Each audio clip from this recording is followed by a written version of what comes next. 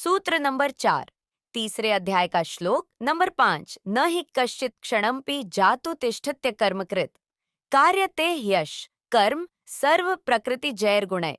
अर्थात कोई भी मनुष्य क्षण भर भी कर्म किए बिना नहीं रह सकता। सभी प्राणी प्रकृति के अधीन हैं और प्रकृति अपने अनुसार हर प्राणी से कर्म करवाती है और उसके परिणाम भी देती है। शिक्षा। इस श्लोक में भगवान श्री कृष्ण बताते हैं कि कोई भी मनुष्य एक क्षण के लिए भी बिना कर्म किए नहीं रह सकता। यह संसार कर्म प्रधान है और कोई भी व्यक्ति निष्क्रिय नहीं रह सकता, क्योंकि उसकी प्रकृति उसे सदैव किसी न किसी कार्य में संलग्न रखती है। कर्म से भागना संभव नहीं है, क्योंकि प्रकृति हमें कर्म करने के लिए प्रेरित करती है।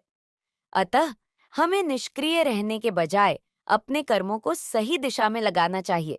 यदि हम अपने कर्मों को धर्मपूर्वक और निष्काम भाव से करते हैं, तो हमारा जीवन सफल और सुखमय बन सकता है।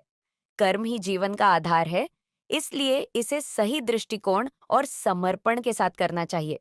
बुरे परिणामों के डर से अगर ये सोच लें कि हम कुछ नहीं करेंगे, तो ये हमारी मूर्खता है। खाली बैठे रहना भी एक तरह का कर्म ही है, जिसका परिणाम हमारी आर्थिक हानि, अपयश और समय की हानि के रूप में मिलता है। सारे जीव प्रकृति यानी परमात्मा के अधीन हैं। वो हमसे अपने अनुसार कर्म करवा ही लेगी और उसका परिणाम भी मिलेगा ही। इसलिए कभी भी कर्म के प्रति उदासीन नहीं होना चाहिए।